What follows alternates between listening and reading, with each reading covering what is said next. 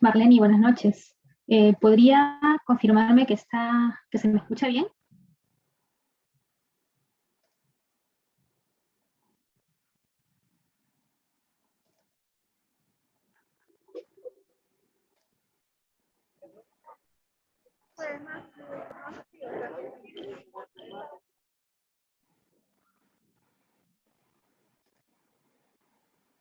Marlene, no la escucho muy bien.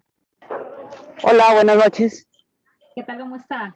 Usted es la que me escribió, Sí, me sí, mandó un sí. correo. Sí, ¿qué tal? Sí, Buenas parece que hay noches. un problema en la grabación del día de ayer. Le comento, aprovechamos que todavía no han ingresado sus demás compañeros. El día de ayer, básicamente, sus compañeros que estuvieron presentes, que eran en total 5, se presentaron, me indicaron sus nombres, a qué se dedicaban y cuáles eran las expectativas en el curso. Y básicamente lo que yo hice era dar algunas recomendaciones que se las doy ahora. O sea, la recomendación era que revise sus materiales antes de las Ujú. videoconferencias. La segunda es que cuando realice las actividades nunca se olvide de citar las fuentes. La tercera era que obviamente revise bien el cronograma de actividades, ¿no? Para que no sea extemporáneo en las actividades que realiza y de preferencia trate de realizar las actividades los primeros días porque eso también influye en la nota. Y otra recomendación que hice es que en caso de que exista eh, algún retraso, algún inconveniente en la presentación de sus actividades, ustedes tienen a plazo máximo los días lunes, que no se olviden de eso, porque me ha pasado en los ciclos anteriores que los alumnos solicitaban reprogramaciones en fechas posteriores para poder hacerlo. Entonces, esas eran básicamente mis recomendaciones. Araceli, Proceda buenas por noches. ahora. Juan Carlos, muy buenas noches, ¿cómo está? Todavía no iniciamos la clase, no se preocupe. Está bien. Perfecto, profesora, gracias. Igual estaba un poco preocupada porque tenía miedo que en ocasiones posteriores me suceda lo mismo, digamos que no pueda ingresar a clase y no pueda revisar, ¿no? Esa era más No, que no, todo mi no, inquietud. sí, fue un error, no hay problema. Sí, justo ayer estaba que les preguntaba, si ustedes pueden ver, vean en su Sí, aplicativo, hay una nubecita que tiene un puntito rojo, una nube chiquitita, sí, un puntito rojo. Ese puntito rojo significa que se está grabando. que se está grabando, Justo, sí. exacto, justo el día de ayer no había ese puntito rojo. Ya después pude percatarme de ese problema. Felizmente era la clase de bienvenida, pero ahora ya está el punto rojo. Significa que la clase se está grabando y que se está subiendo a la nube. Terminada la Ah, sesión, ustedes van a poder revisar, volver a chequear la clase. Y los que no asistan, pues también tienen la oportunidad de ingresar posteriormente y poder ver lo que vamos a desarrollar el día. perfecto, Bien, profesora, muchas gracias. no, no se preocupe, gracias a usted. Ya son Profesora, 8:01. profesora Dígame. Araceli, con mucho respeto, la veo feliz, la veo contenta y eso debe ser porque el dólar está a 4.15. No me diga. Y justo este mes he tenido algunas pequeñas deudas en dólares que, bueno, voy a tener que... Está terrible, está terrible. Y mire que Castillo se ha dado el lujo de suspender la reunión con Velarde del día de ¿Qué hoy, es ¿ah? esto, pues, profesora? ¿Qué es esto? O sea, ¿cómo puede ¿Qué le haber puedo decir? cómo puede haber reconciliación con gestos de esa naturaleza? No puede ser. Sí, imagínese, lo más importante en este momento es el aspecto económico. No podemos darnos esos lujos, ¿no? No, No hay pero claro, precedente, o sea, el dinero no lo es todo en la vida, pero nos ayuda mucho a obviamente. inclusive este curso, por ejemplo, ¿no? Esta maestría y varias cosas, pero en fin, esperemos que el tema mejore. Eh, Esperemos que el argumento por el que ha suspendido la reunión sea válido, ¿no? Porque imagínese algo tan importante. bueno, Veremos qué nos le dicen. primero que hable, porque yo ya me quedé en su discurso de candidato. Color y sabor a pueblo. Ya me quedé con eso, ya me lo he grabado. Ay, está terrible la situación. ¿Qué Después le ya no puedo lo he decir? escuchado.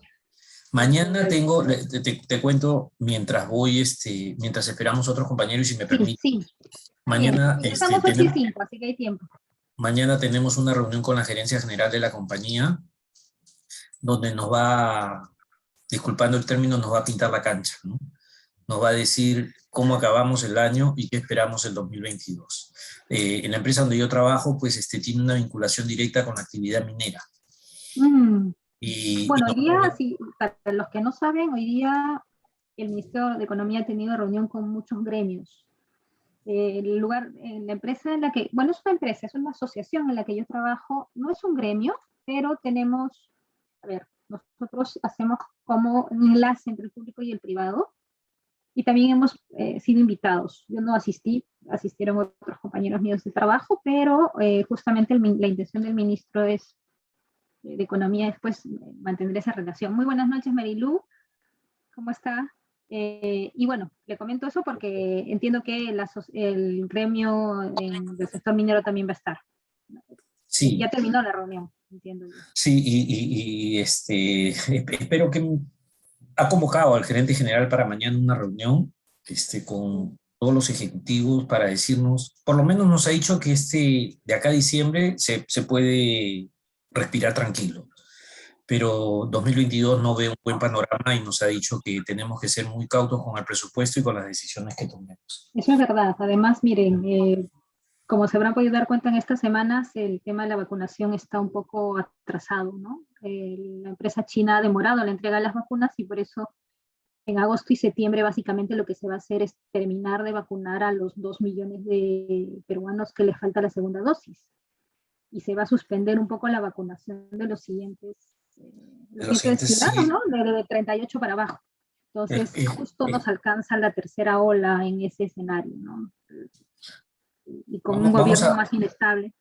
Vamos a promover que usted como profesora se siente en las altas esferas del gobierno y convoque a una reconciliación, porque el país está muy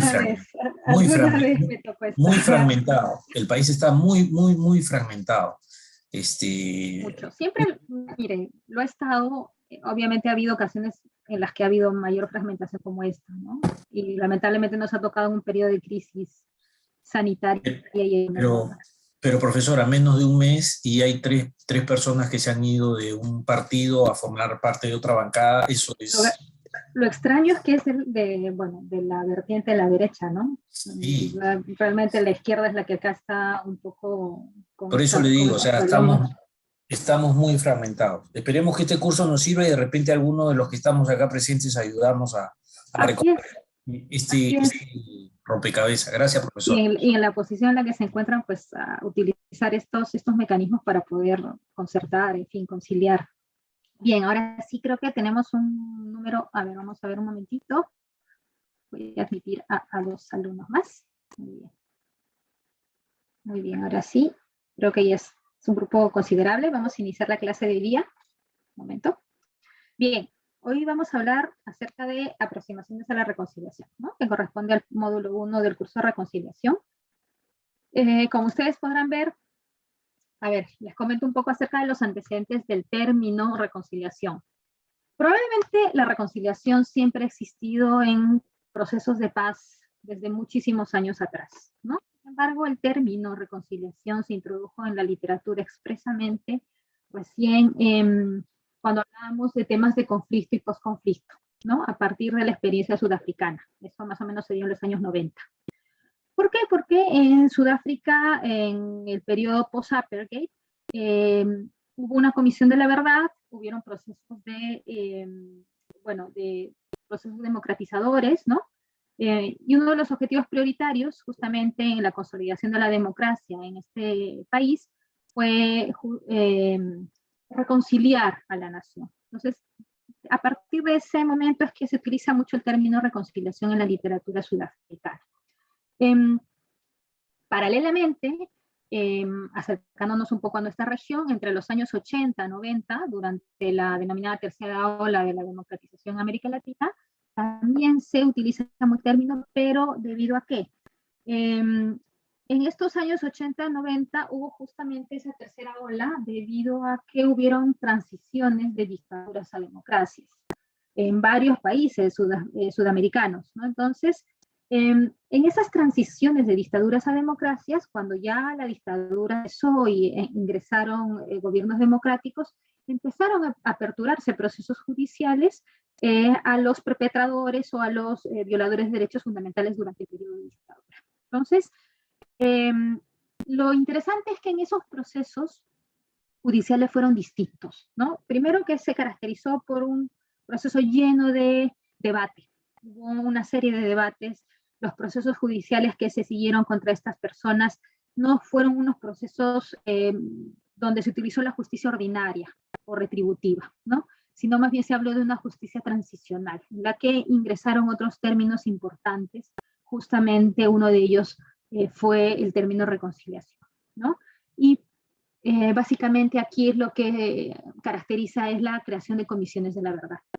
Si hablamos precisamente de comisiones de la verdad, cuyo fundamento principal es justamente conocer la verdad de lo que aconteció durante el periodo de violencia, de conflicto armado interno, de dictadura en estos casos, si bien el objetivo es conocer la verdad, también paralelamente o consecutivamente, luego de conocerse la verdad, se inician procesos judiciales, pero luego de eso también se quiere reconciliar a una nación, ¿no? El objetivo no solamente es sancionar a los perpetradores o a los violadores de derechos, sino también es compensar a las víctimas, es alcanzar el perdón. Entonces, es por eso que en estas etapas, en estos años, en donde se habla también acerca del término reconciliación.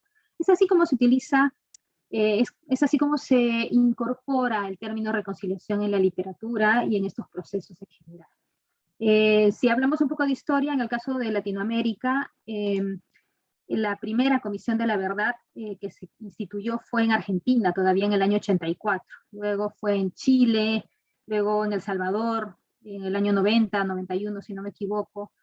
Incluso muchas de estas comisiones, el nombre que tuvieron,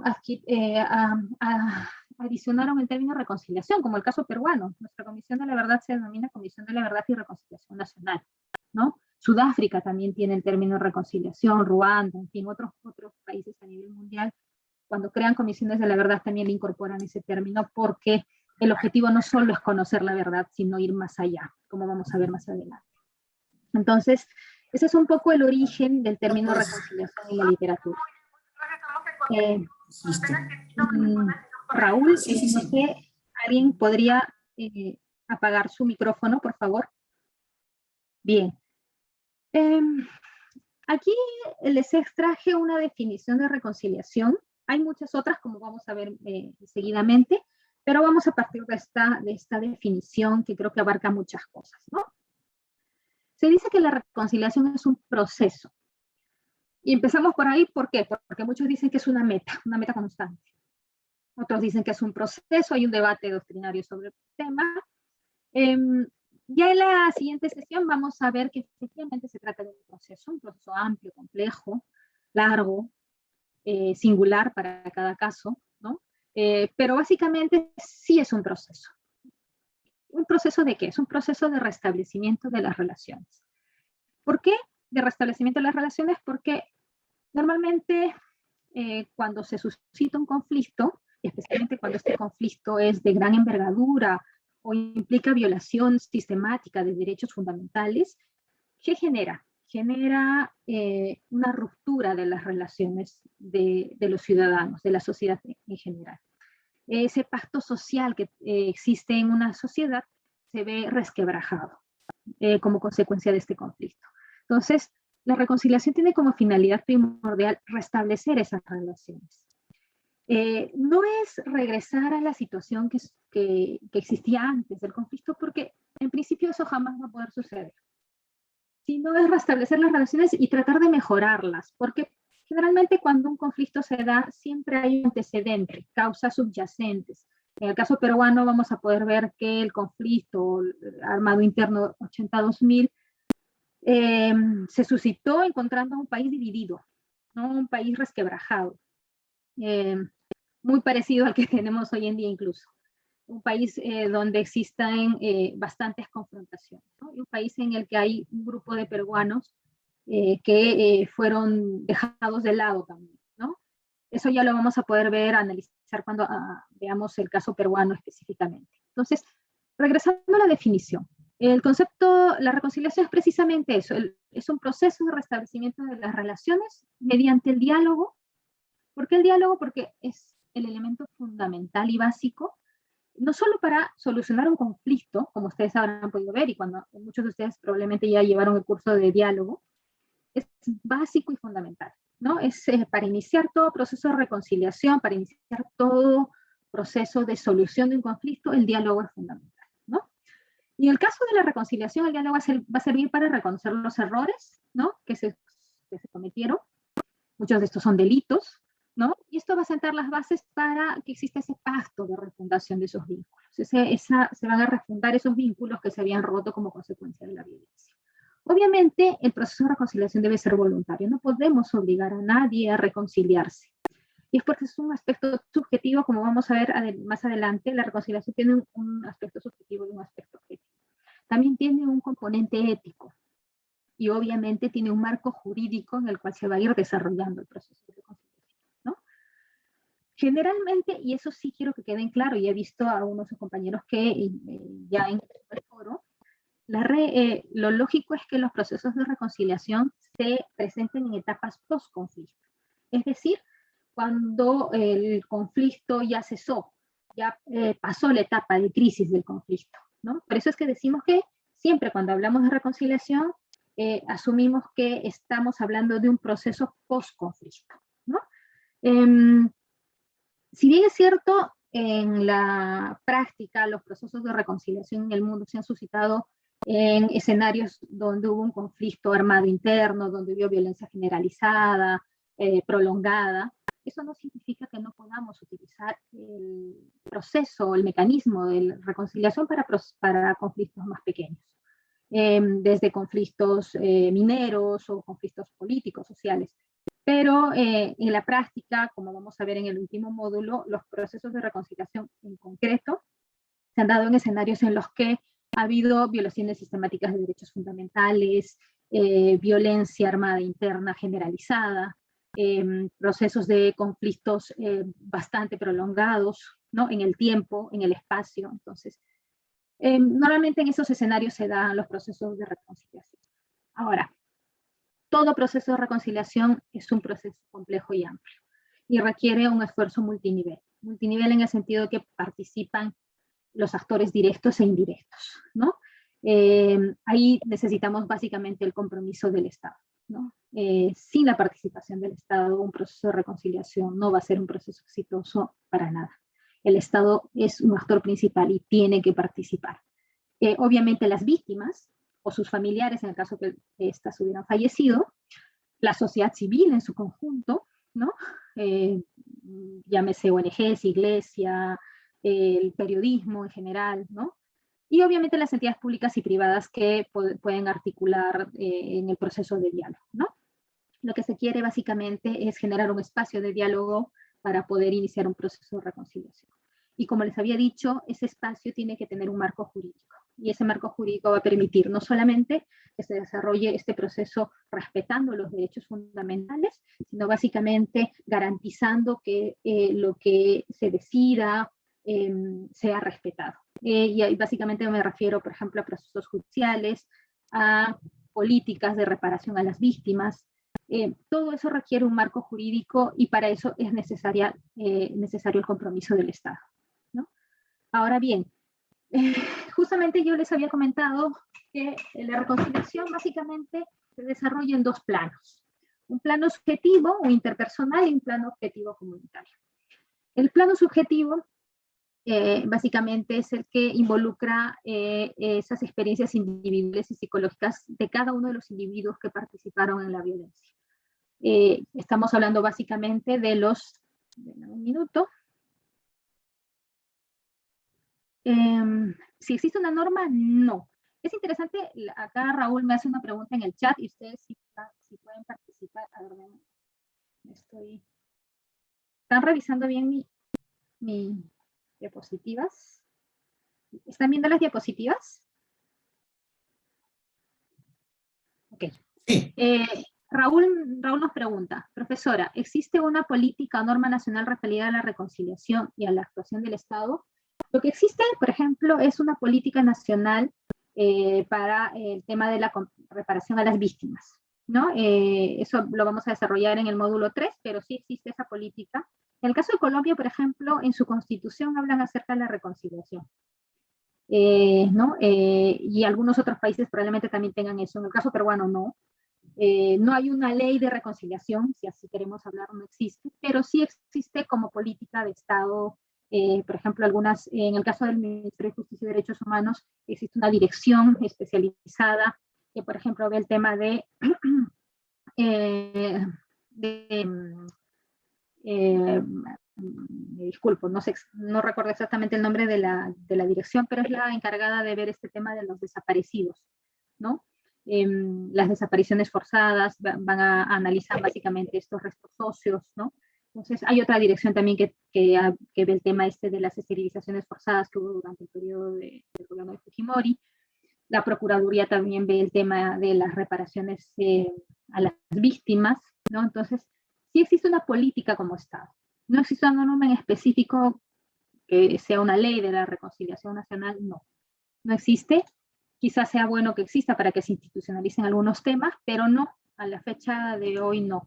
Ya como les indiqué en el módulo 3 vamos a hablar acerca de esta política nacional y acerca de los organismos encargados de hacer seguimiento al cumplimiento de este Plan Nacional de Reparaciones a las Víctimas y a sus familiares.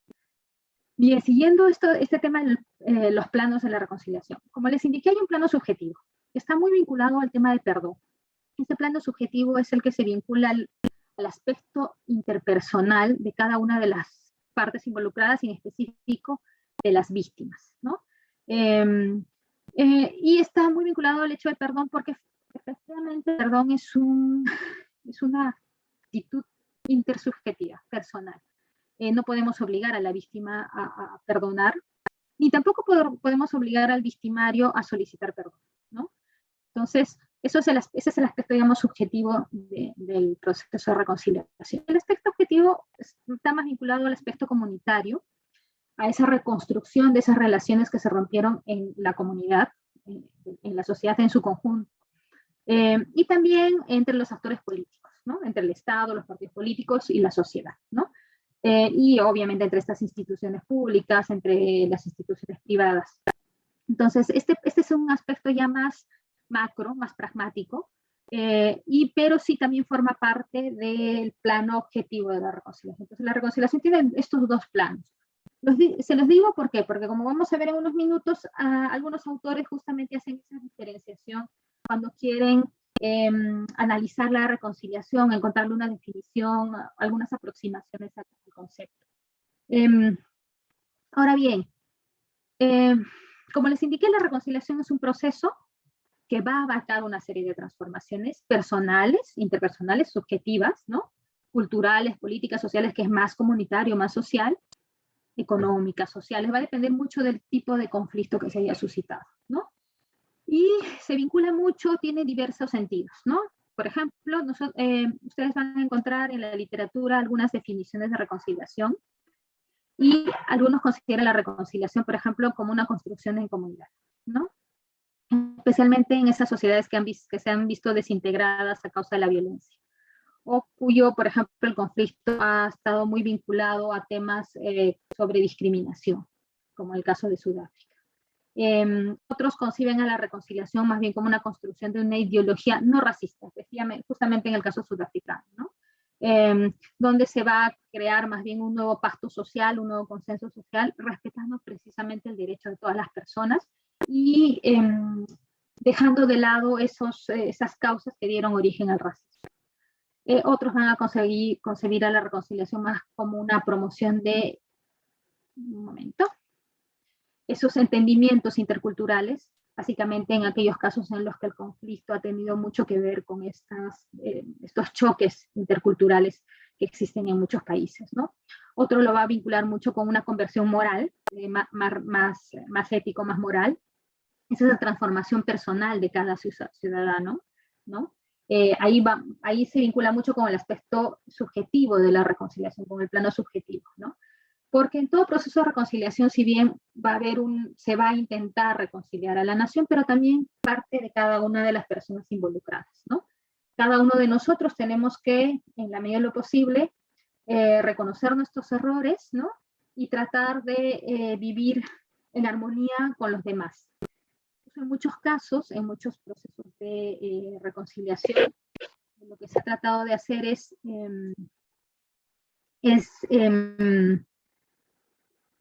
que convivan víctima y victimario, como el caso colombiano.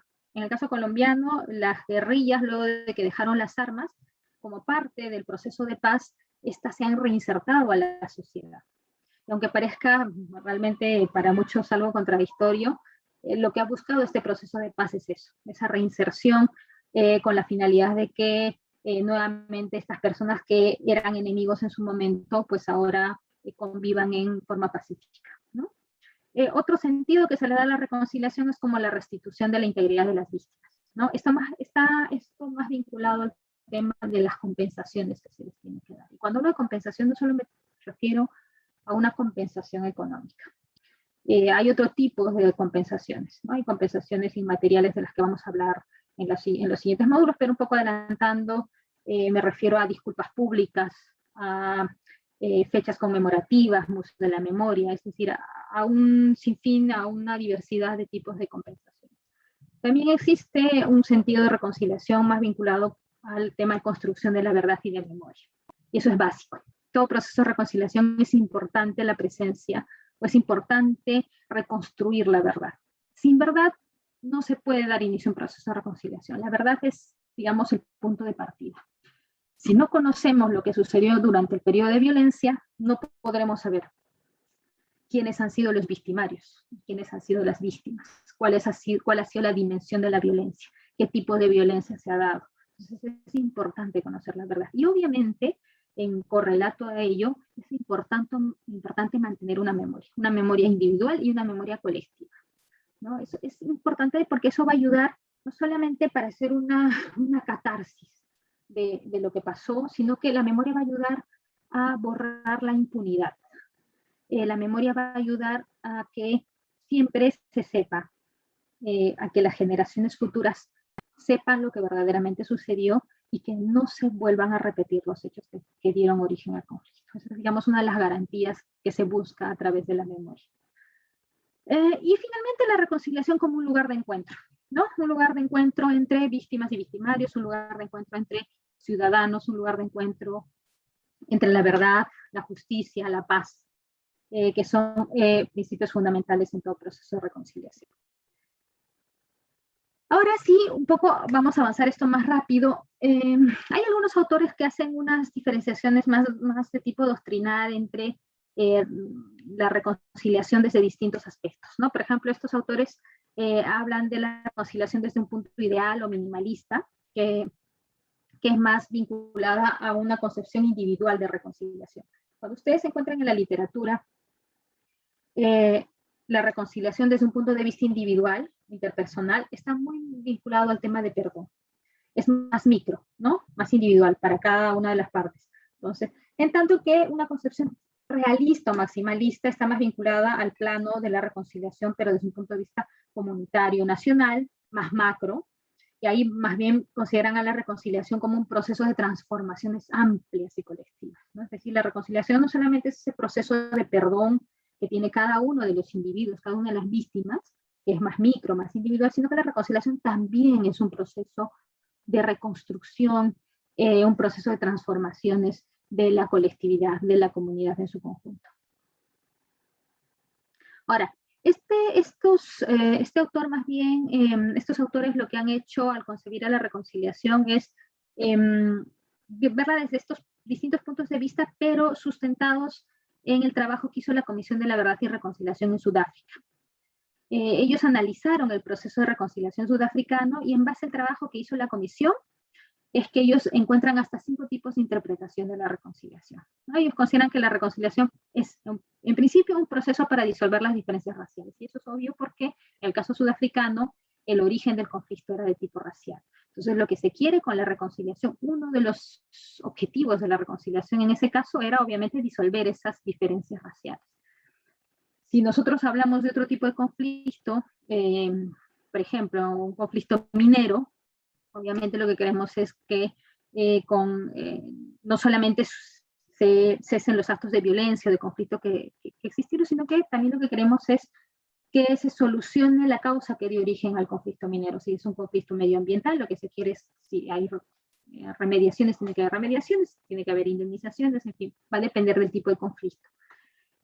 La segunda interpretación que hizo este autor estos autores es concebir a la reconciliación, pero como un contexto de comunidad, ¿no? Donde coexistan esas diferencias, en este caso culturales y tradicionales.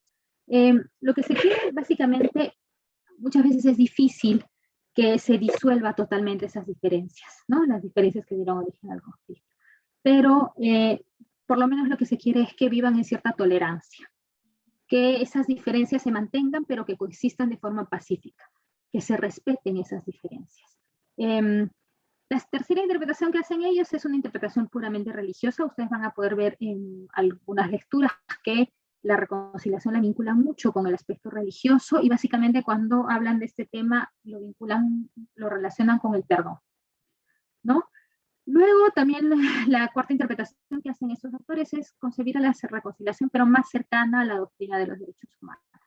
Entonces, cuando hablamos de la reconciliación más cercana a la doctrina de los derechos humanos, estamos hablando de que en todo proceso de reconciliación siempre se debe garantizar no solamente un Estado de Derecho democrático, sino el respeto de los derechos fundamentales de las personas, de los actores directos e indirectos. Y finalmente, ellos conciben a la reconciliación como esa construcción de comunidades, pero desde un nivel individual, es decir, de abajo hacia arriba. Y eso lo vamos a tratar más adelante. Esta última interpretación es, conciben a la reconciliación desde abajo, es decir, desde cada individuo hacia arriba, hacia la comunidad, ¿no? Entonces, finalmente, en todo proceso de reconciliación, el objetivo primordial es que esas relaciones rotas se restablezcan, y que esa sociedad, esa comunidad que en su momento estuvo dividida como consecuencia del conflicto, conviva en forma pacífica, ¿no? Entonces, esas, digamos, son las visiones o interpretaciones que hacen estos autores.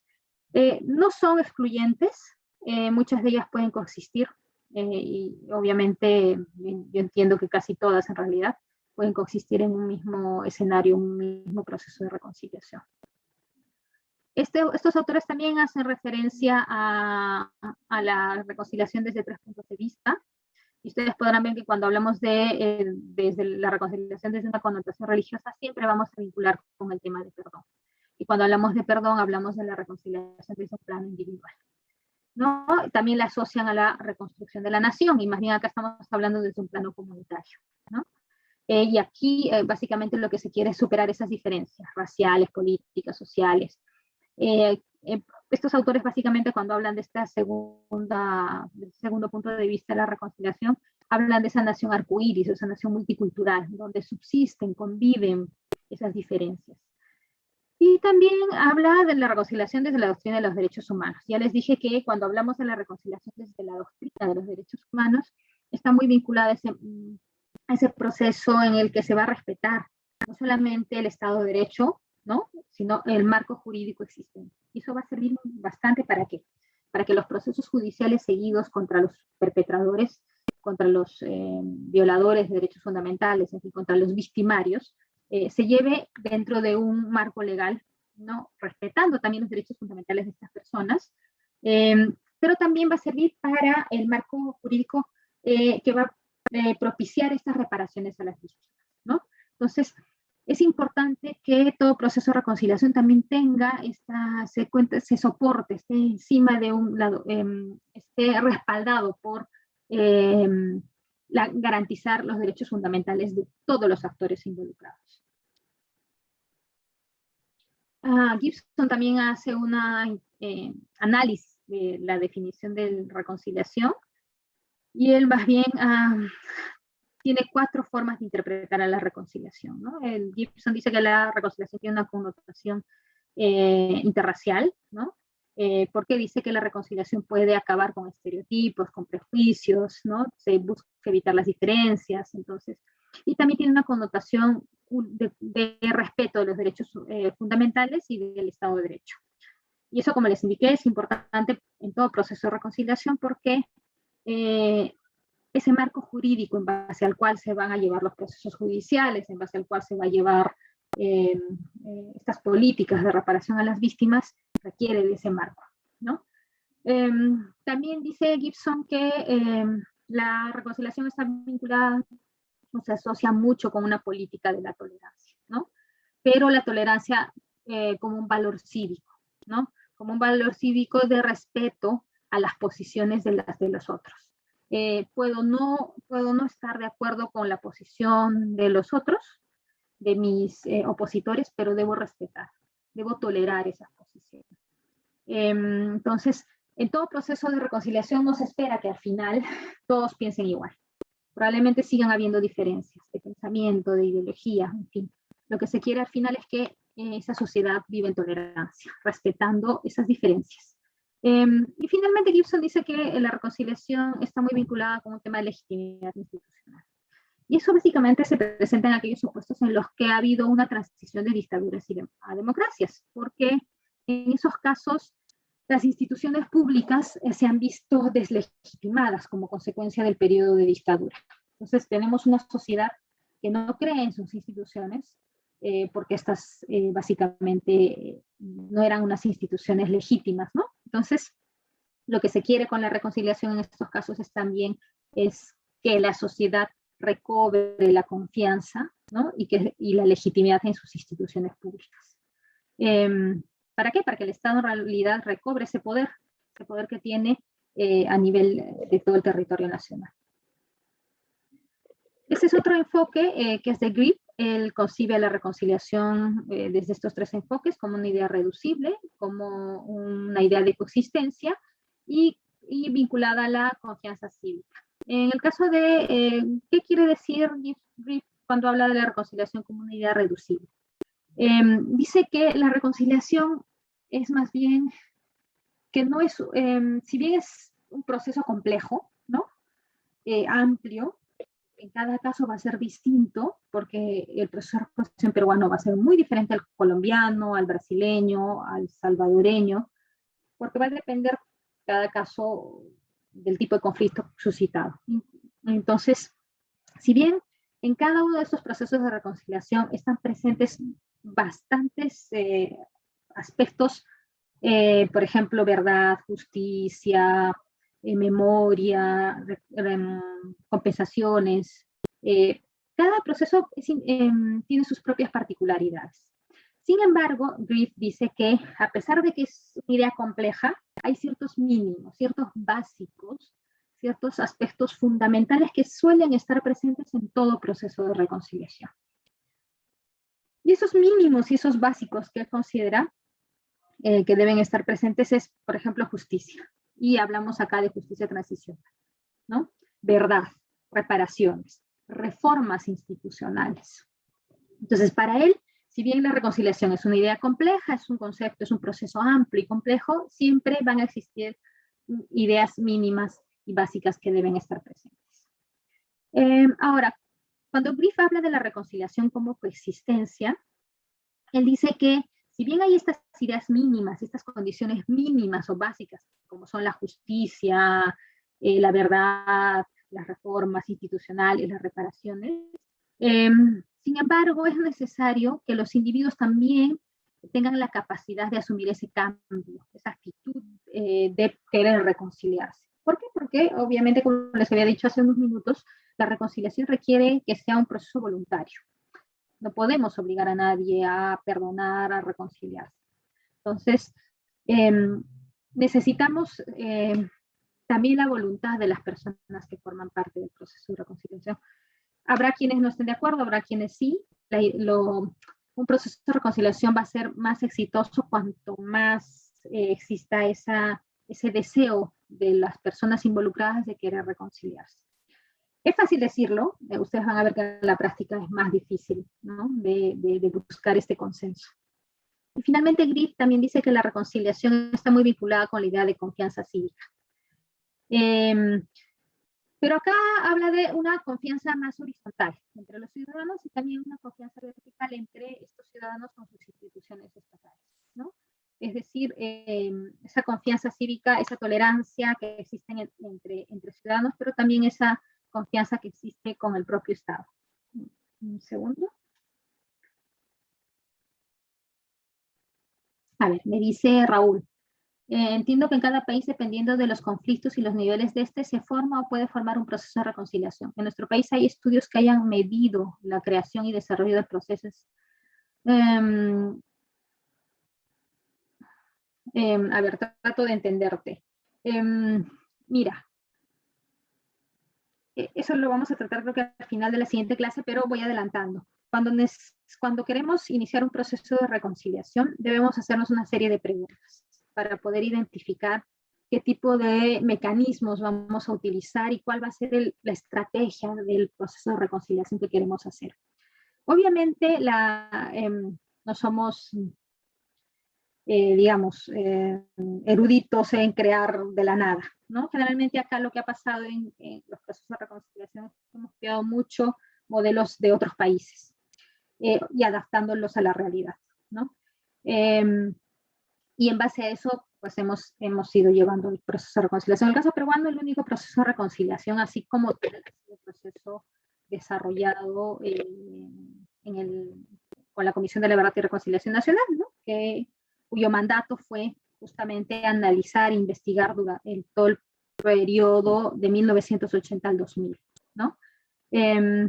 Ahora, no existe, digamos, una métrica, un estudio en el que diga este proceso se han dado estos elementos en este otro, por lo menos no conozco yo alguno, y si alguno de ustedes encuentra uno, sí. Lo que sí existe, claro, son investigaciones un poco comparando los procesos de reconciliación de los distintos países. Pero generalmente, si ustedes revisan todos estos procesos de reconciliación que se han dado en los países a nivel mundial, van a poder identificar estos elementos mínimos. En todos estos procesos de reconciliación se han dado, por ejemplo, en las comisiones de la verdad. Casi siempre se han creado comisiones de la verdad. No es indispensable, pero pueden darse otros organismos, pero la idea es que se encuentre la verdad. El objetivo es conocer la verdad.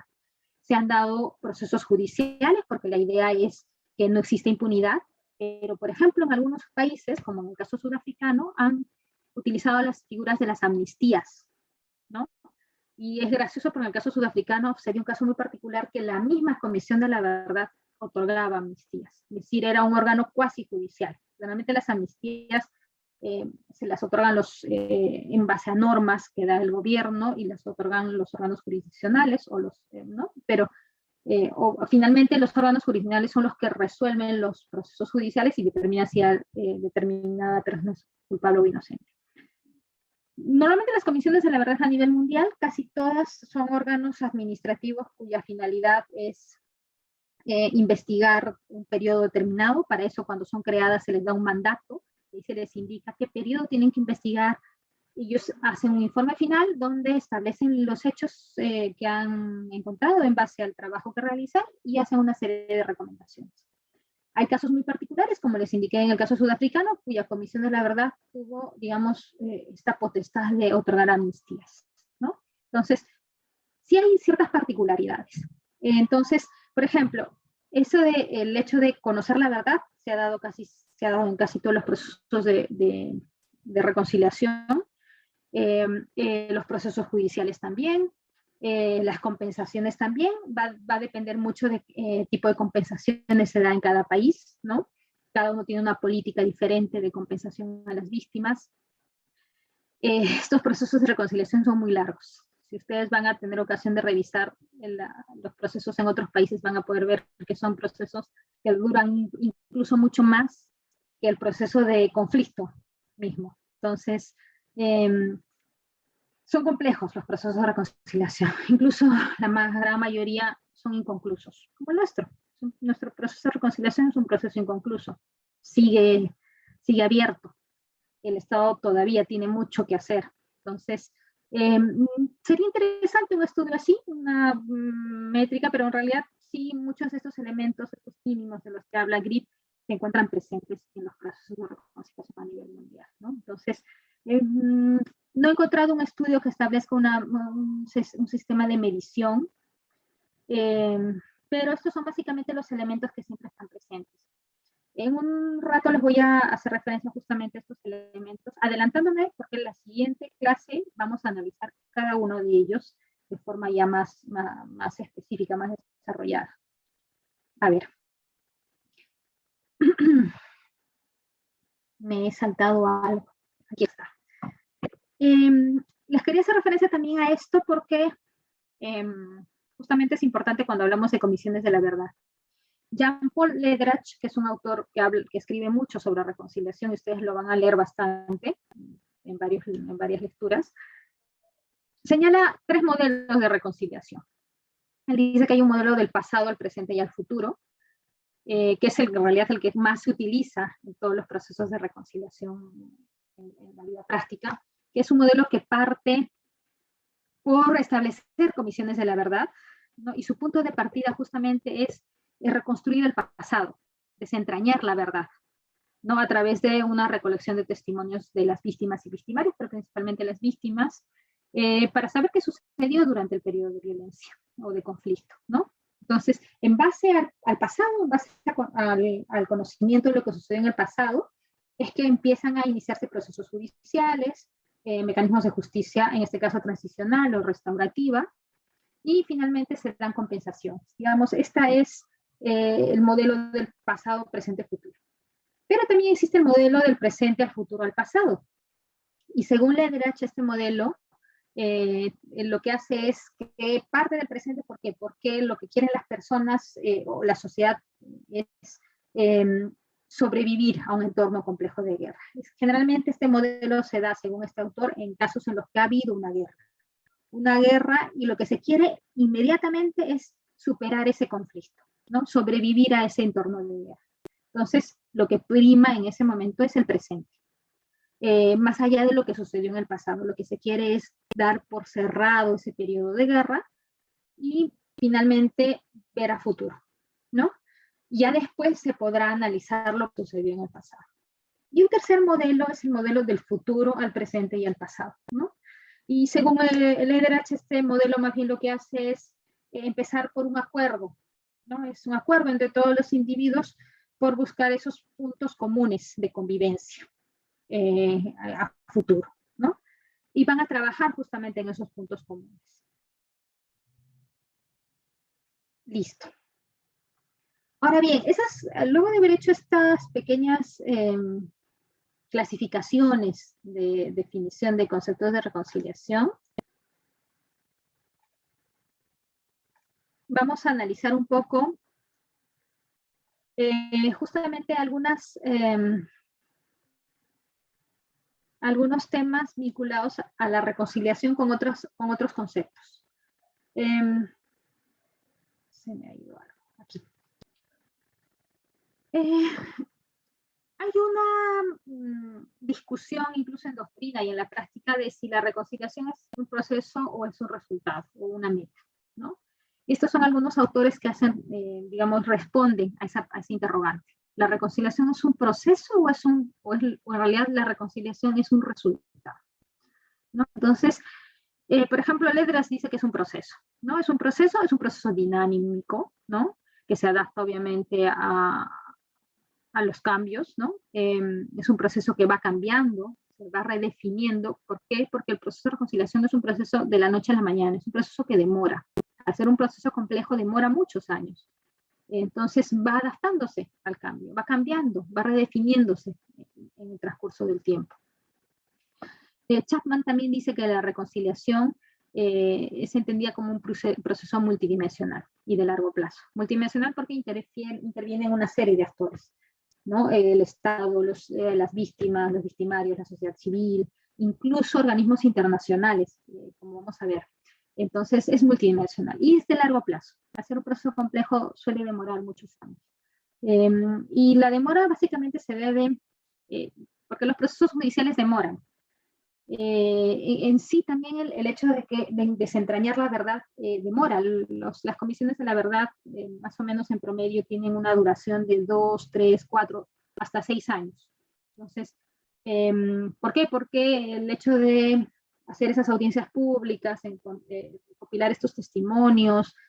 La próxima semana vamos a hablar justamente del trabajo de las comisiones de la verdad. Las comisiones de la verdad no solamente recopilan testimonios, sino que además hacen uso de profesionales, científicos, peritos, para analizar los restos óseos, por ejemplo, para tratar de que el informe que emitan estas comisiones sea lo más objetivo posible. Entonces, eso también demora. Demoran los procesos, demoran incluso las políticas de reparación a las víctimas. Miren todos los años que ha pasado en el caso peruano y no se ha terminado de reparar a las víctimas. Ni siquiera se ha terminado de poder identificar los restos óseos. Son casos bastante complejos, entonces por eso es que los procesos de reconciliación son procesos largos. Entonces, la gran mayoría de autores concibe que la reconciliación es un proceso, más que un resultado, ¿no? Entonces, ahora, por ejemplo, algunos lo que sí dicen es que el proceso de reconciliación es un proceso psicológico, ¿no? Pero que también se le debe ver como resultado. Por ejemplo, ustedes ven a los autores Benich y Bartal, ellos conciben a la reconciliación como un proceso psicológico, pero también lo ven como un resultado, ¿no? Claro, el resultado para ellos es que lo que se quiere al final en un proceso de reconciliación es recuperar, el objetivo de todo proceso de reconciliación es recuperar la confianza mutua entre todos los ciudadanos, es desarrollar esas relaciones pacíficas, ¿no? Entonces, digamos, ese sería el resultado que se espera en todo proceso de reconciliación. Ahora, justamente, entrelazando esa definición de reconciliación que hacen estos autores, muchos conciben que la reconciliación es justamente esa construcción de relaciones, ¿no? Esa construcción de relaciones, acá justamente hay un manual del Instituto Internacional para la Democracia y la Asistencia Electoral. En ese manual ellos conciben que la reconciliación es ese proceso mediante el cual una sociedad lo que hace es transitar de un pasado que ha sido dividido como consecuencia del conflicto a un futuro compartido. O sea, un término así que suena muy bonito, pero en realidad es eso, lo que se quiere con la reconciliación es transitar, porque es un proceso largo, ¿no? Transitar de ese periodo de conflicto que ha dividido más a una sociedad o a un grupo de personas y lograr que finalmente éstas puedan nuevamente convivir. Las relaciones se rompieron, entonces lo que se quiere es reconstruir esas relaciones. Probablemente no lleguen a ser las mismas que fueron antes del conflicto, y qué mejor si las relaciones, incluso como consecuencia de la reconciliación, incluso son más fuertes. La idea es que estas relaciones se reconstruyan y se evite que nuevamente se susciten los hechos que dieron origen al conflicto. Uno de los objetivos primordiales de la reconciliación es que existan garantías de no repetición, ¿no? Que realmente no vuelvan a suceder los hechos que dieron origen al conflicto. Se requiere una paz duradera. Entonces, lo que quieren con el proceso de reconciliación es justamente eso, subsanar, reconstruir esas relaciones que se han roto. ¿Para qué? Para que estas relaciones se mantengan en un futuro. Entonces, por ejemplo, Bromfield dice que la reconciliación es un proceso que redefine las relaciones. Sin efecto, las redefine. No vamos a regresar a la situación anterior al conflicto. Las relaciones ya se rompieron, se resquebrajaron.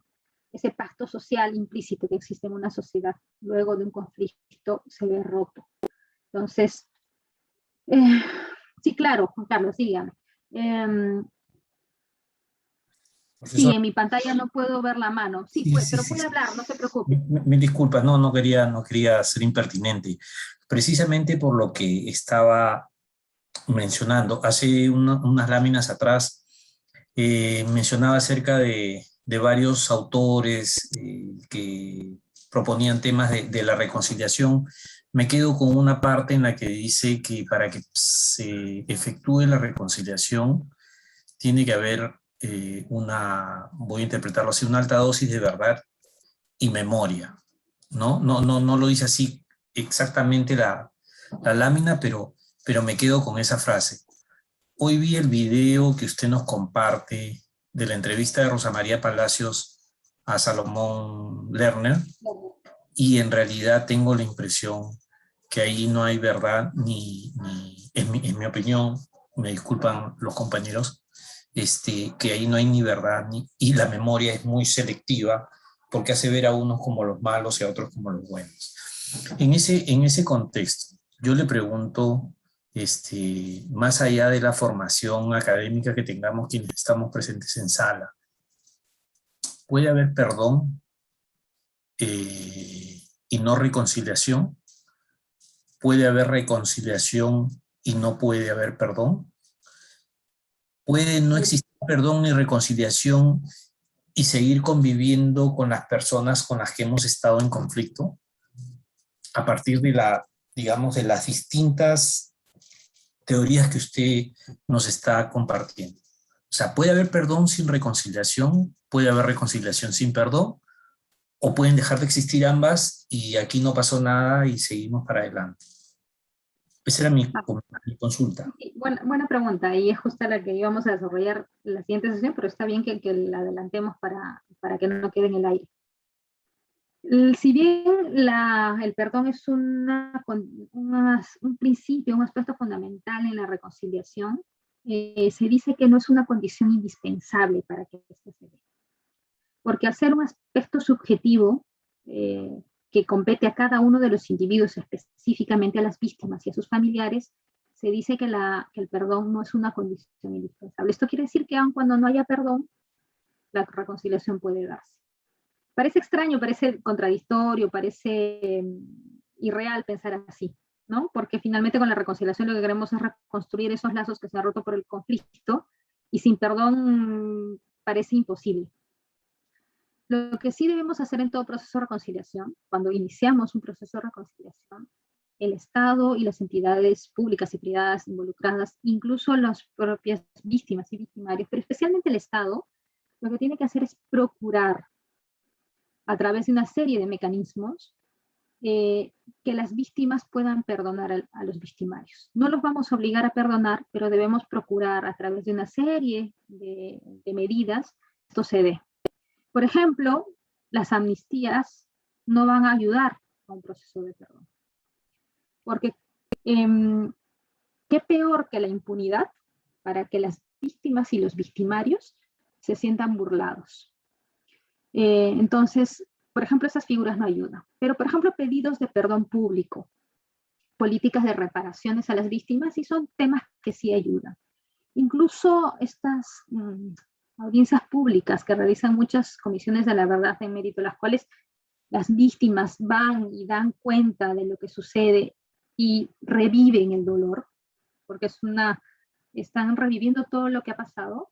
Eso incluso les ayuda mucho al proceso de perdón. Porque el perdón, digamos, el perdón no solo libera al victimario, sino que también libera a la víctima. Es como una carga. Cuando el dolor que uno siente como consecuencia de la violación de algún derecho, es una carga que también lleva a la víctima.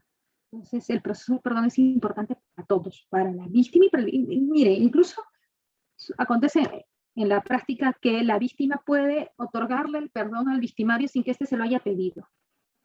Y el victimario incluso puede ni siquiera haberse arrepentido, pero la víctima pudo haber perdonado. Y puede acontecer al revés, ¿no? Que el victimario sí se sienta arrepentido, haya asumido que los hechos que ha cometido no solo son errores, sino delitos, pida disculpas sinceras a la víctima y la víctima decida no perdonarlo, ¿no? Entonces, nosotros como Estado no podemos obligar a las víctimas a perdonar, pero sí debemos, entiendo yo que el Estado tiene la obligación moral y la obligación legal también de realizar una serie de mecanismos que faciliten este proceso de perdón. Pero efectivamente no es una condición indispensable, pero es una condición que facilita mucho el proceso de reconciliación. Un proceso de reconciliación exitoso va a ser un proceso de mérito del cual las víctimas hayan perdonado, ¿no? El proceso de perdón es fundamental para hacer un proceso de reconciliación exitoso. Entonces, no es una condición indispensable. Parece extraño, contradictorio, pero es así. Pero digamos que, a ver, como en los métodos alternativos de solución de conflictos, donde en algunos de ellos se requiere la intervención de un tercero, digamos, para que se genere este perdón, esta reconciliación, siento que debería intervenir un tercero que no necesariamente debe ser un abogado, sino un especialista en este tipo de cosas, porque cuántas veces escuchamos y hay veces lo decimos también, o si no lo decimos lo pensamos. Yo perdono pero no olvido. Y esa frase muchas veces se está poniendo la pared para reconciliarnos con aquella persona o aquel conjunto de personas con las que hemos tenido algún tipo de conflicto, ¿no? Y lo que usted dice, pues, sí hace sentido en el hecho de que la reconciliación es un proceso largo, porque hay miradas internas que uno tiene que hacerse para ver si está dispuesto a perdonar y a reconciliarse con esa persona y reconstruir relaciones que quizá por distintos hechos se han resquebrajado, ¿no? Entonces, sí considero que debería una tercera persona intervenir en ese proceso, una persona con una mirada objetiva, no con una mirada preferente para el victimario o preferente para la víctima, sino una mirada neutral, que es lo que yo particularmente, volviendo al video de este señor de la Comisión de la Verdad, no la siento. No la siento porque tiene una mirada que me da la impresión muy sesgada, entonces ahí no estamos viendo un tema de verdad ni un tema de memoria como tal, ¿no? Con eso concluyo, profesora, por favor. Gracias. Gracias, Juan Carlos. Adelantándome en base a lo que has comentado, la idea es que las comisiones de la verdad estén conformadas por personas que representen en la mayor medida posible a todas las partes involucradas en el conflicto. Obviamente no íbamos a poner a un senderista, claro está, pero entiendo que a lo que yo quiero llegar es que, por ejemplo, no quiero encasillar a las personas, pero que existan, por ejemplo, personas que integren esta Comisión de la Verdad de distintas posiciones políticas o ideológicas. No para ideologizar el proceso, porque lo que se quiere cuando se crea comisiones de la verdad es que esté integrado por personas connotadas y que el trabajo que realicen sea un trabajo objetivo. Y por eso también hacen investigaciones. Pero siempre van a suscitarse estas críticas, ya sea porque está conformada por muchas personas que ven el problema desde una óptica más parcializada para una de las partes, o ya sea porque, incluso el proceso mismo de recolección de testimonios no ha sido lo más objetivo o más pulcro posible. O cuando se hicieron estos conteos, como les indiqué, creo que en la clase de bienvenida ayer les indiqué, en el caso peruano se cuestionó los resultados de la Comisión de la Verdad porque indicaron que la metodología que se utilizó para el conteo de víctimas fue errado. Y también fue errado el hecho de que dieran ese número de víctimas a causa de las Fuerzas Armadas, ¿no? Entonces, los que cuestionaron dijeron que las Fuerzas Armadas no eran responsables de tal número de víctimas, sino de un número menor. Entonces, siempre van a haber esas críticas, y yo lo entiendo porque eso no ayuda al proceso de reconciliación.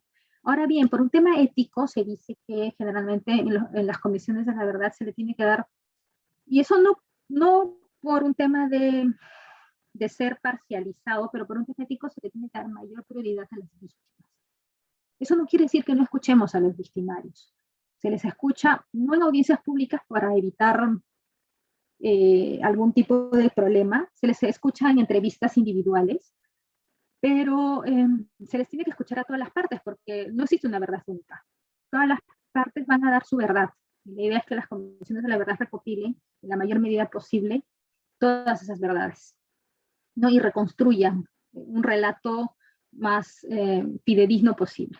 Es imposible conocer toda la verdad, en muchos casos sí, especialmente en casos en los que los conflictos han sido de muchos años atrás o por alguna circunstancia no se podía conocer toda la verdad porque existían, por ejemplo, en periodos de dictadura era difícil, existen algunas restricciones, ¿no? Entonces, pero por temas éticos se le da cierta prioridad a los testimonios que dan las víctimas. Pero eso no significa que tenga que ser parcializado, ¿no? Ya lo vamos a tratar la siguiente sesión, justo cuando hablemos de la verdad. Vamos a hablar ya más concretamente cuáles son esas condiciones, a qué se entiende por verdad, qué es lo que debe estar presente en este proceso que realizan las comisiones. Pero efectivamente, tanto la verdad como la memoria deben estar presentes. La memoria es primordial. O sea, no olvidar lo que sucedió no solamente está relacionado a las personas que formaron parte del conflicto, sino también va a ayudar para que futuras generaciones sepan lo que sucedió con la finalidad de que no se repitan los hechos. Entonces, Esa es un poco la razón de ser de estos dos elementos fundamentales, la memoria y la verdad. Bien, retomando un poco a donde nos habíamos quedado, vamos a ver la hora, no quiero que quede nada vacío, todavía estamos con tiempo. Entonces, muchos autores conciben que la reconciliación es justamente esa reconstrucción de relaciones, ¿no? Y que efectivamente la esencia de la reconciliación es esa construcción de relaciones que se habían roto, pero que ahora lo que queremos es reconstruirlas, redefinirlas para que exista una paz duradera.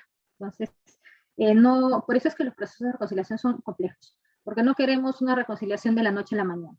Porque esas reconciliaciones de la noche a la mañana, esas que duran poco, probablemente no van a cohesionar bien esas relaciones y no sean, esa relación pacífica no sea realmente duradera.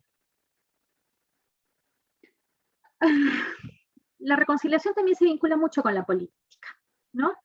¿Y por qué es que se vincula mucho con la política? Porque, en principio,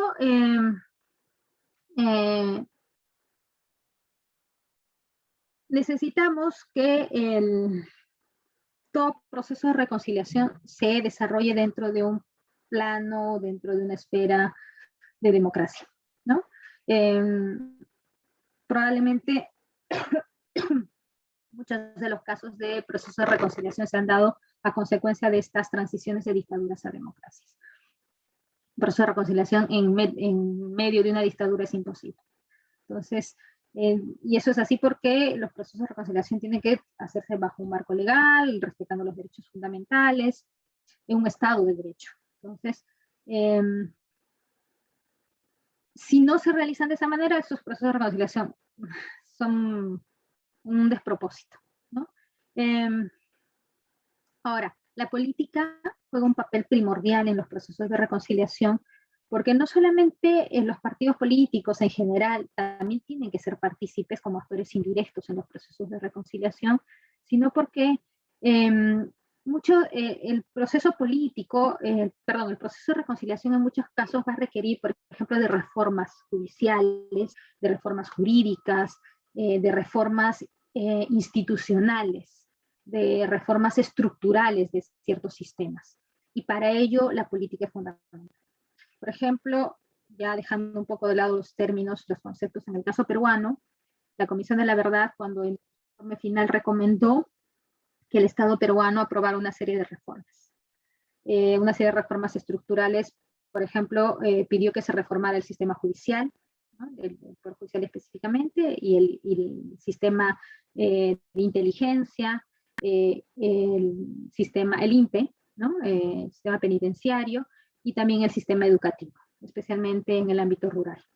Entonces, todas estas reformas institucionales requieren la voluntad política, ¿no? La voluntad estatal y la voluntad política. Entonces, la política juega un papel primordial en los procesos de reconciliación. Y está básicamente vinculada a ese objetivo, a uno de los objetivos de la reconciliación, que es superar o aprobar esas reformas estructurales, que están más vinculadas con las causas subyacentes de los conflictos. Hay causas directas, hay causas indirectas o subyacentes a los conflictos. En el caso peruano, para entender un poco más, la causa directa fue la violencia que desarrolló Sendero Luminoso. Pero la causa indirecta, la causa subyacente al conflicto fue ese descuido del Estado peruano por ese grupo de ciudadanos peruanos, que es básicamente la población rural, que fue absolutamente descuidada por el Estado, que no supo reaccionar ante ese aprovechamiento de Sendero Luminoso en estos espacios en donde el Estado no estaba presente, ni el Estado, ni los partidos políticos, ni determinadas instituciones. Entonces, siempre hay una causa directa y una causa indirecta en todo conflicto. Y justamente estas causas indirectas generalmente son, solucionadas a través de estas reformas estructurales. Y para que se lleven adelante estas reformas es necesaria una voluntad política, ¿no? Entonces, por eso es importante la relación entre reconciliación y política. Bien. ¿A qué me refiero con reconciliación como término englobante?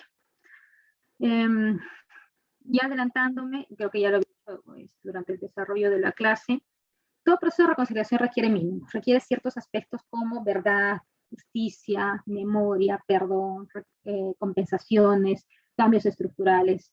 Todos estos conceptos son importantes y están presentes en los procesos de reconciliación, ¿no? Estos son instrumentos que siempre van a estar presentes. Como dice Bonfield, son instrumentos constitutivos, principales de la reconciliación, ¿no? Y entonces, pero estos instrumentos no trabajan de manera aislada, no están presentes como compartimentos estancos, sino que se correlacionan, coordinan, se desarrollan incluso de forma paralela en los procesos de reconciliación. Por ejemplo, para conocer la verdad, para recuperar, para saber qué es lo que sucedió en el pasado, generalmente se crean comisiones de la verdad. Pero paralelamente también se abren procesos judiciales. Entonces están yendo en forma paralela. El informe de las comisiones de la verdad va a servir como insumo para abrir nuevos procesos judiciales o para fortalecer los que ya están abiertos.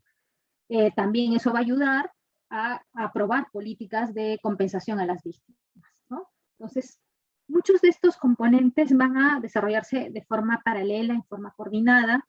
Entonces, no veamos a estos elementos o a estos instrumentos constitutivos como hay islas, ¿no?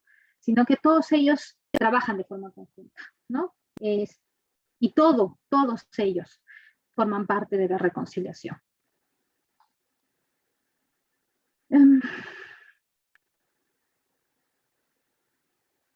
A ver, en el caso peruano, Diego me pregunta que en el proceso de reconciliación peruano, ¿qué tipo de reforma legal o institucional se efectuó después del proceso de reconciliación? Bueno, por ejemplo, se aprobó una política de reparación a las víctimas, que la vamos a desarrollar en el módulo 3. Es una política en la que se desarrollan los tipos de compensación a las víctimas. Luego, bueno, se dieron algunas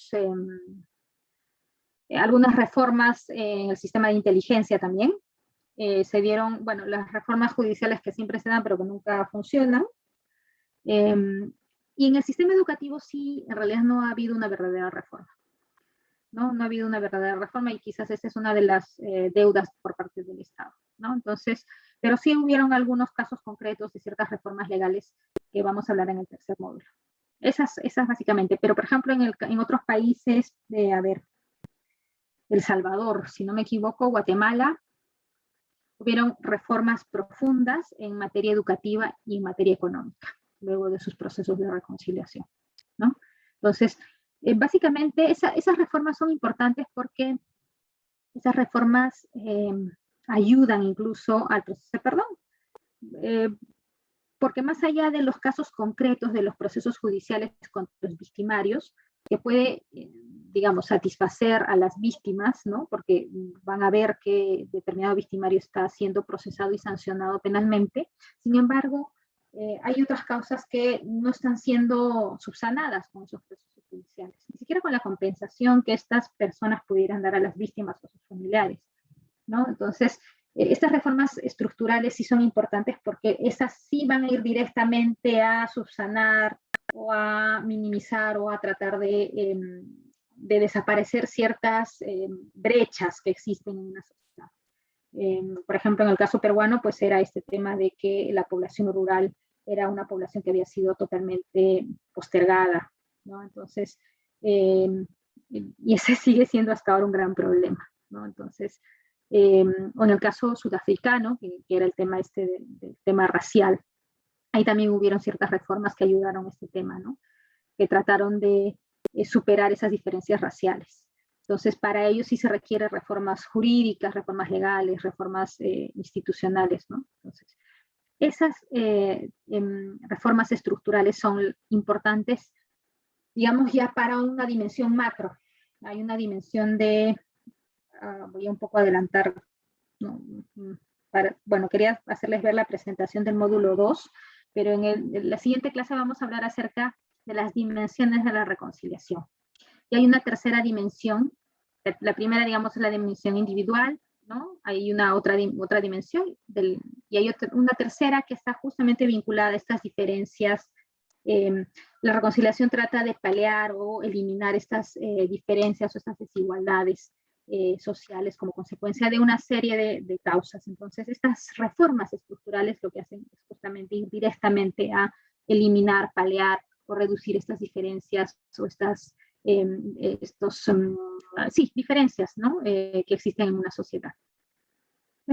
A ver, ¿qué me indicas? A ver, Raúl.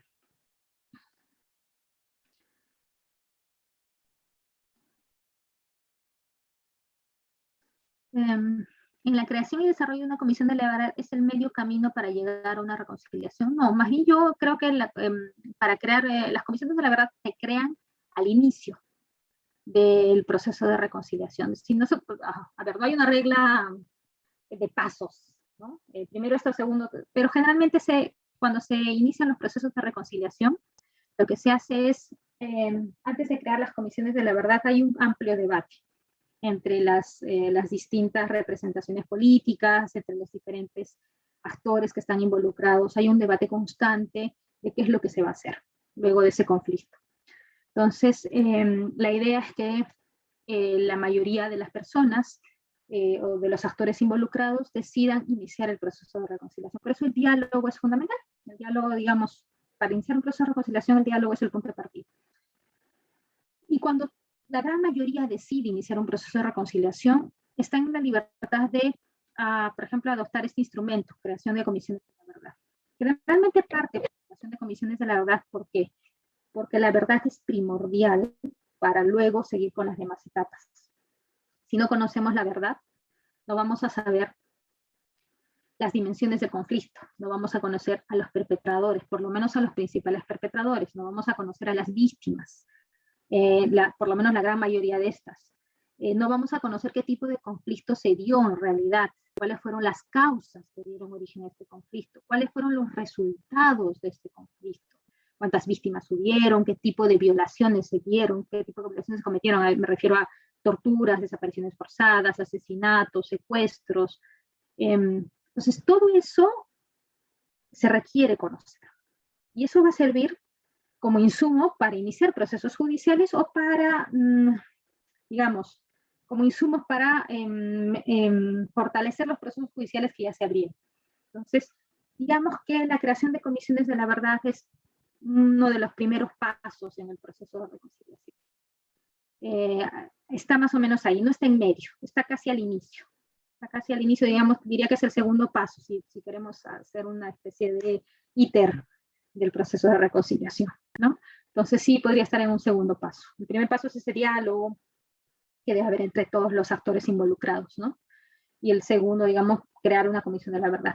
No siempre va a ser, digamos, la solución. Van a haber casos en los que dirán, no es necesario crear comisiones de la verdad, suficiente con un grupo o una persona connotada, o que se le dé a otra institución el encargo de crear comisiones. Generalmente las comisiones de la verdad son oficiales, son creadas por el Estado, ya sea el presidente de la República o el Congreso, y se les da un mandato específico. Solo en el caso de Brasil, la Comisión de la Verdad brasileña era una comisión, digamos, no oficial.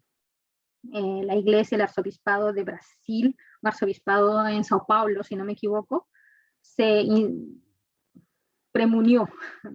Ellos se consideraron como Comisión de la Verdad y actuaron como tal. Pero generalmente las comisiones son creadas por mandato legal, obviamente como consecuencia previa de un diálogo en el que las partes involucradas decidieron crear estas comisiones, ¿no? Entonces, no es en la parte intermedia, más o menos es el segundo paso. Se emite ese informe, el informe lo ponen al público para que el público en general lo conozca, la ciudadanía lo conozca. ¿Y eso por qué? Porque eso va a ayudar a crear memoria. Ese informe es el que sirve de sustento para crear memoria. Y memoria colectiva, por eso es que se tiene que poner en conocimiento a la población en su conjunto, y la idea es que los resultados o las recomendaciones se mantengan en el tiempo, ¿no? Ahora sí, llegamos un poco con la clase. Entonces, como hemos visto, la política sí es fundamental que esté presente en el proceso de reconciliación. Y hablaba de que la reconciliación como término englobante, ¿por qué? Porque todos estos instrumentos que se utilizan en un proceso de reconciliación deben verse como un todo, no de forma aislada, sino como un todo. ¿Por qué hablamos de reconciliación y coexistencia? Porque muchos consideran que reconciliación y coexistencia es sinónimo. Pero, por ejemplo, en este manual de este Instituto de IDEA, más bien para ellos la coexistencia es uno de las tres etapas del proceso de reconciliación, ¿no? Dicen que es la primera, ¿no? La primera es la coexistencia, la segunda es la construcción de confianza y la tercera es la movilización hacia la empatía, ¿no? Entonces, ¿por qué es que pongo esta pequeña definición de este manual? Porque en efecto, algunos de ustedes, si es que van a revisar mayor literatura, que no pude poner toda la que existe debido a que se nos exige que la literatura que se pone en la plataforma sea no muy antigua, pero ustedes van a ver en algunas lecturas que muchos conciben a la reconciliación como sinónimo de coexistencia, ¿no? Porque finalmente se dice que luego de un conflicto, lo que se quiere es que por lo menos exista un mínimo de tolerancia entre las partes. Las diferencias probablemente no desaparezcan en su totalidad, pero las partes involucradas en un conflicto por lo menos deberían coexistir de forma pacífica. Entonces, la reconciliación tiene como objetivo primordial esa coexistencia pacífica entre las partes, ¿no? Entonces, el término coexistencia es un término, digamos, menos cargado, como les pongo acá, porque dicen que el término coexistencia se desprende mucho de esas connotaciones religiosas que se le da en muchas ocasiones a la reconciliación, ¿no? Entonces, y además, más allá se aleja un poco de los términos de construcción de paz, ¿no? Entonces, por eso esas sutiles, bueno, ni tan sutiles, ¿no? Son esas las diferencias entre coexistencia y reconciliación, ¿no?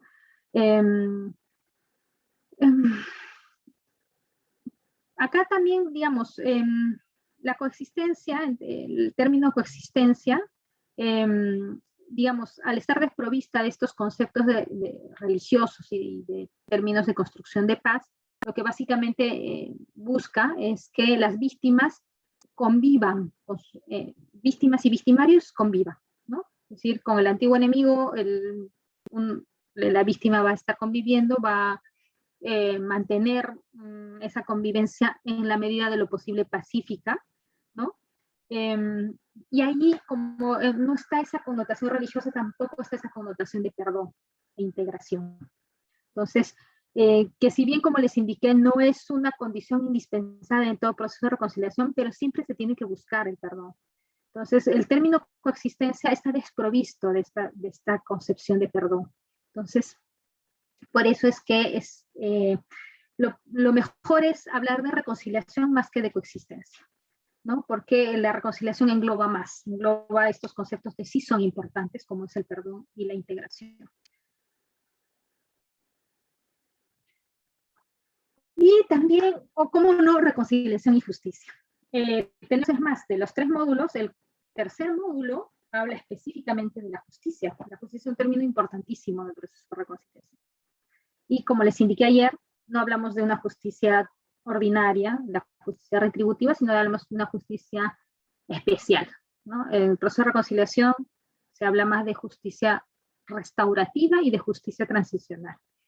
Ya les voy a detallar más expresamente en el módulo 3, pero básicamente lo que quería en este módulo es que quedara claro que la justicia juega un papel primordial en todo proceso de reconciliación. Es uno de los elementos fundamentales de la reconciliación. Esos básicos, esos mínimos de los que hablaba Griff, es la justicia, ¿no?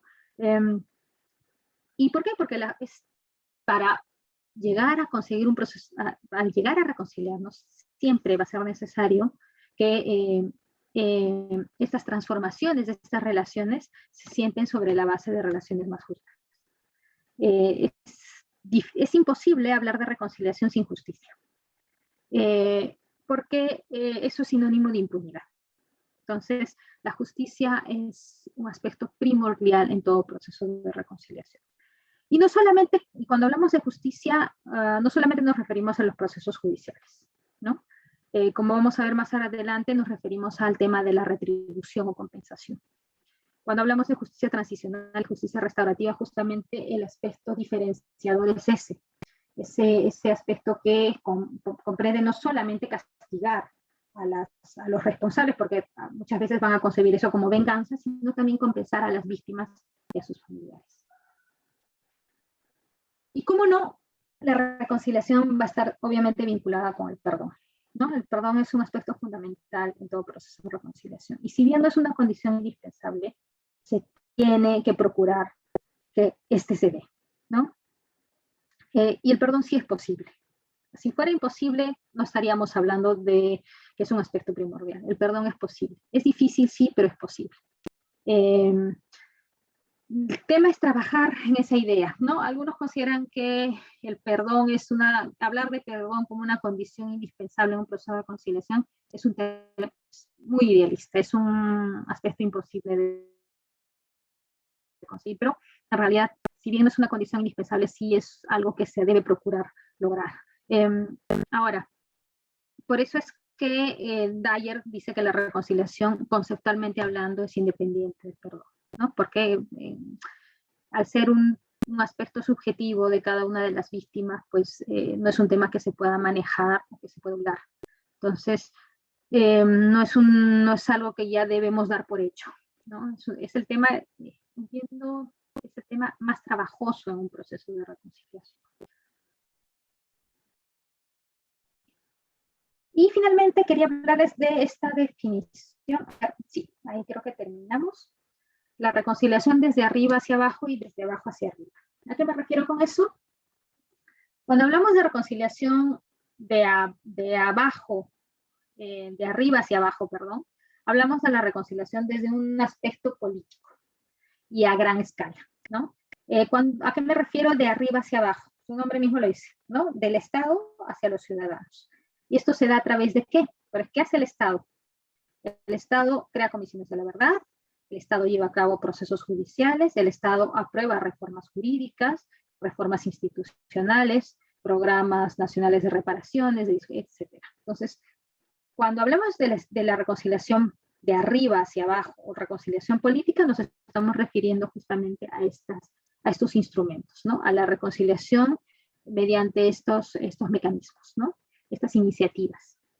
Entonces, más bien, y cuando hablamos de reconciliación y de abajo hacia arriba, hablamos de una reconciliación no política, sino una reconciliación interpersonal.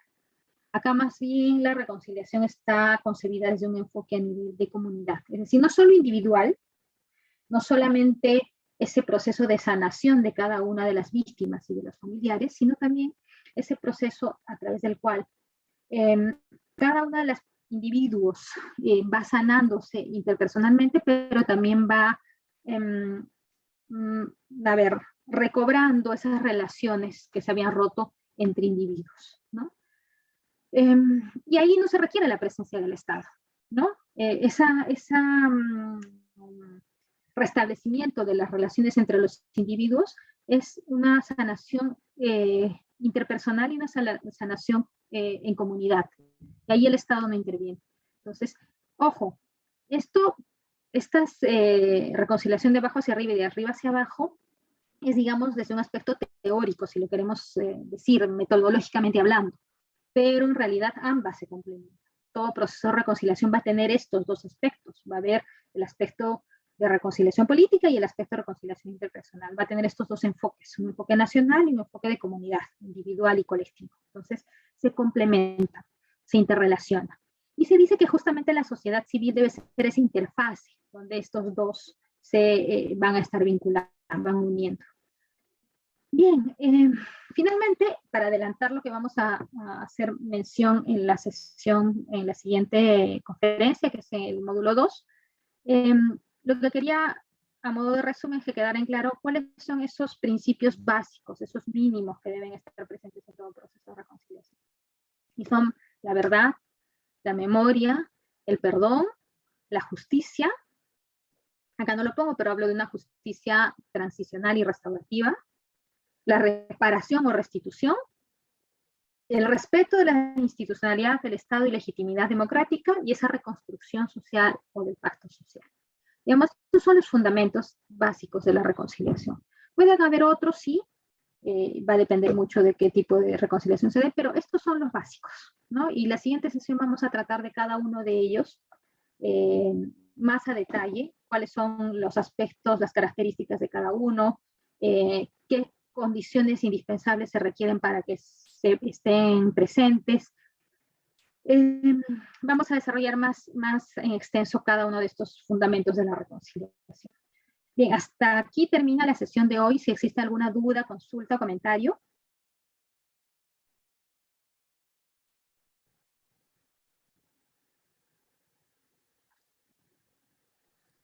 Profesora, ¿qué tal? Una consulta. Raúl. ¿Enviar esas diapositivas también? Porque Sí, me... claro. Ah, ya, perfecto. Y al final de la clase yo les envío normalmente las diapositivas y lo que voy a hacer ahora también es, no lo había hecho en otras sesiones, es enviarle algunos materiales que también tengo, que lamentablemente no los puedo bajar a la plataforma porque me dan esa restricción de tiempo, digamos, perdón, de vigencia, pero que igual son sumamente importantes y que es necesario que los tengan para que lo revisen si desean, ¿no? Entonces sí, al final de la clase yo les voy a mandar las diapositivas con algunos materiales extra, además de los que ya tienen la plataforma. A ver, ¿alguna otra duda? Si no, damos por cerrada la sesión hoy día. Ya nos estamos viendo el próximo martes. Mi recomendación es que empiecen a entrar a los foros, a desarrollar las actividades de la semana. Y bueno, conmigo nos estamos viendo hasta el próximo martes. Muchísimas gracias con todos ustedes. Gracias, doctora. Gracias Buenas noches. a ustedes, gracias por participar. Muy buenas noches. Gracias, profesora. Buenas Gracias, buenas noches. noches, compañeros. Gracias, profesora. Buenas noches con todos. Gracias. Buenas noches. Buenas noches, gracias. Buenas noches. No.